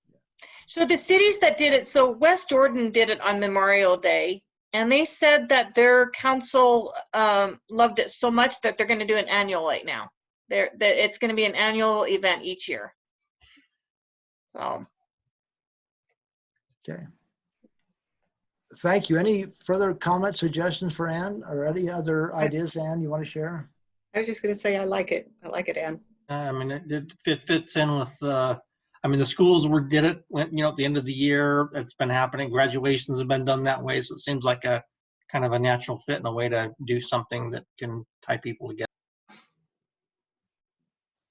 I love it too. It's fantastic. Let's figure out a way to make it happen, I think.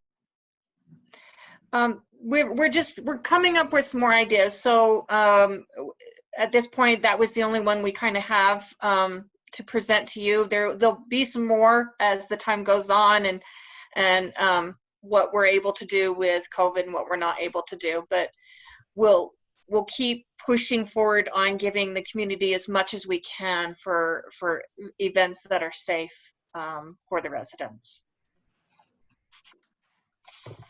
All right. Thank you, Ann. Appreciate it very much. Stay safe. Okay, thank you. Riley, do we want to talk about fireworks safety and how the 4th went, and any modifications, changes for the 24th? I'd love to. I bet you I got at least 8 or 10 emails demanding that we ban fireworks totally in our city. Yeah, and that seems to be kind of a common theme across a lot of municipalities.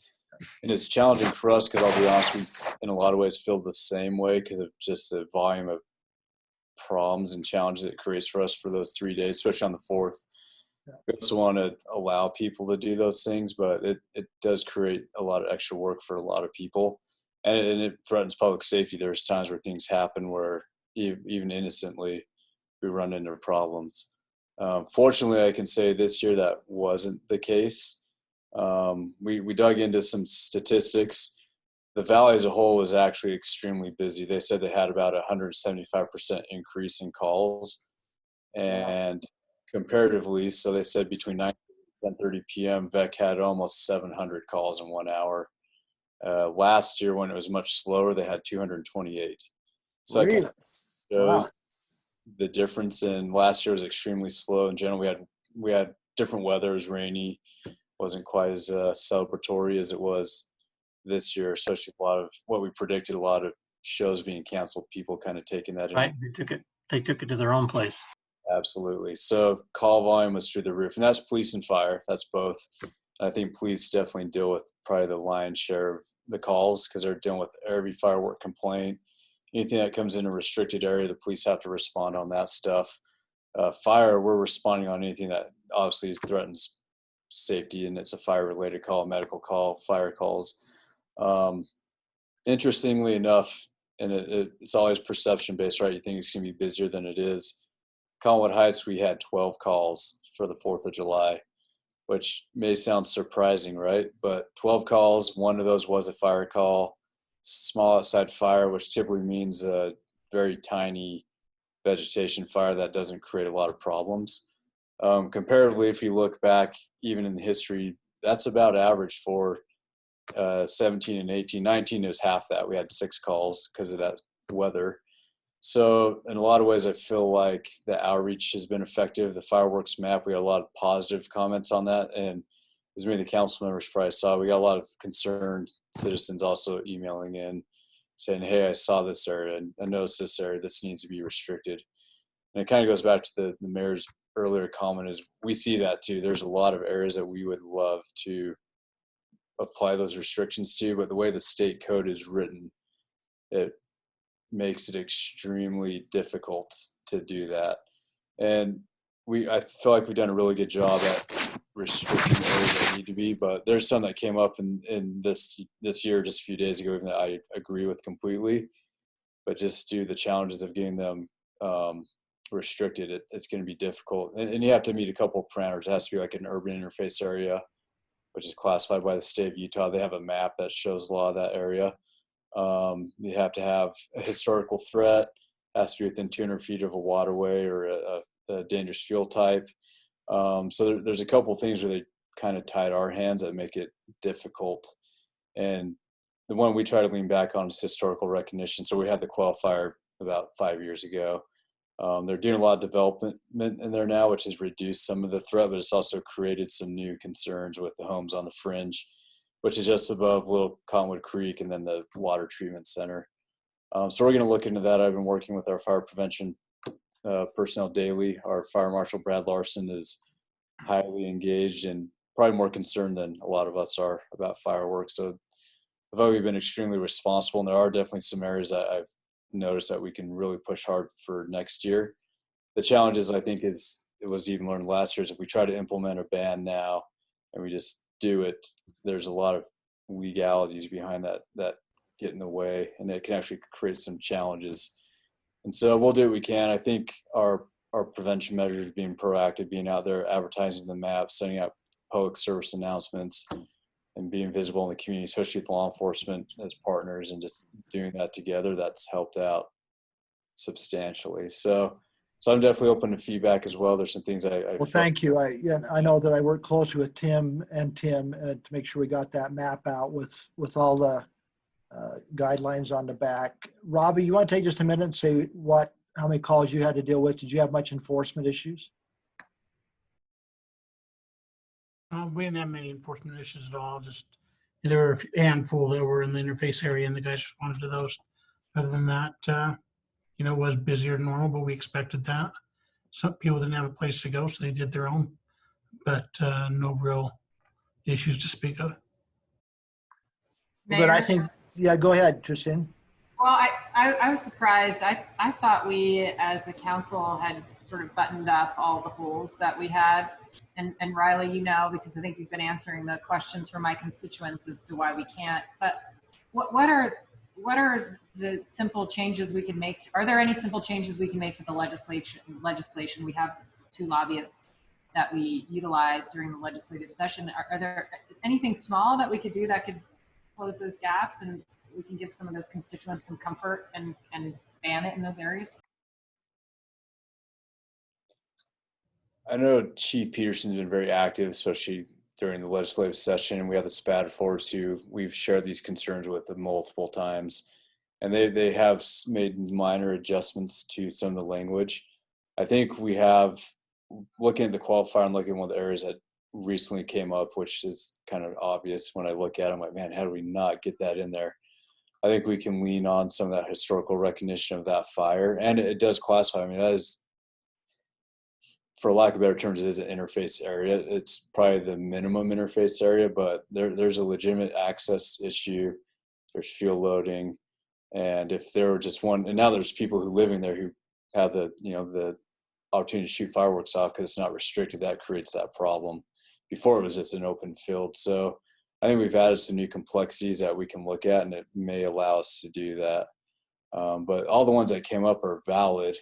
It's just, we got to really look hard and make sure we can justify why we're doing that, which sounds kind of crazy, but we just have to have that argument to back us. And I think we can come up with that pretty easy. Well, you have to understand too, you're going to. Hold on, Chief Russo. Are there some things, is there a plan of attack so that we can be working on that while it's fresh in our minds in advance of next year? Because I feel like there was one constituent in a couple of years who reached out to me and we sort of dropped the ball. I mean, what would you see as ensuring that we close the loop? I'm documenting it now. I've been to that site. I was on that fire. I'm so familiar with that. So that's why to me it kind of blew me away that somehow that slipped through the cracks. I'm not going to let this one go. I'm going to work with Brad. We're going to continue to keep this one on the radar.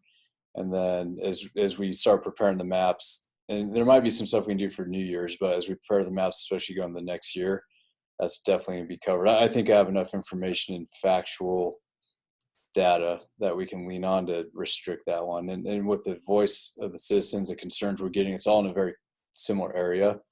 I think I have enough feedback to justify some of that. It'll just be pushing it through and making sure that we have backing. So I can start working with our fire marshal now, make sure that's addressed. And that way, when it's time to redo those maps, it's already dealt with and done. And it's just a matter of turning it red. So that's one I'm not going to let go. I'll stay on top of that one. And I think UFA and Chief Peterson are very supportive of banning as much as we can. So I don't think we have a lot of objection. Robbie, you had a comment, then Scott.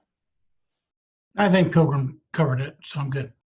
All right, Scott. I'm sorry I cut you off. I know that they made a pretty good run at the legislature not this last session, but the one before, to kind of open that up, and it actually kind of went the other way. There's definitely some lobbying that goes on up there, but we were definitely on the side of allowing more things like what Chief Pilgrim's been talking about. And I think we would, I mean, if there's other areas you think that we can justify, then let's absolutely get them on the map as soon as possible. I think you'd find support from the entire council for that. But I think the legislature gave us, actually, I was surprised, quite a bit of leeway to identify those areas within 200 feet. So we can go across streets and we can add a lot of areas. We've done that. But I think if there's a few more, each year we tweak it. So I applaud Riley's efforts, and let's keep doing that. One thing that Holiday has done this year is defined more clear-cut boundaries of their prohibited areas, which apparently is one of the things that can be done under the applicable state law. They had some kind of meandering boundaries between their wildland interface areas and their permitted areas, and so they have gone back just this year and kind of done more major streets to define those boundaries. So Riley's probably aware of what they have done in Holiday. I just commend that to his attention, something to look at if we have meandering boundaries where we can get a little more benefit if we use more major streets or more clear-cut boundaries. Maybe that's something we can look at as it would certainly help. Well, and thank you. We definitely have some meandering boundaries, so that would be a plus. All right, we're kind of out of time. Thank you, everyone. I entertain a motion to adjourn from our work session and intervene at 7:05 if somebody has to take a quick break to our Move that business. we adjourn the work session and reconvene our business meeting at 7:05. It's been moved by Councilmember Bracken. Do I have a second? Second. A second, Councilmember Bruce. All in favor, say aye. Aye. Any opposed? Okay, we're adjourned, 7:05.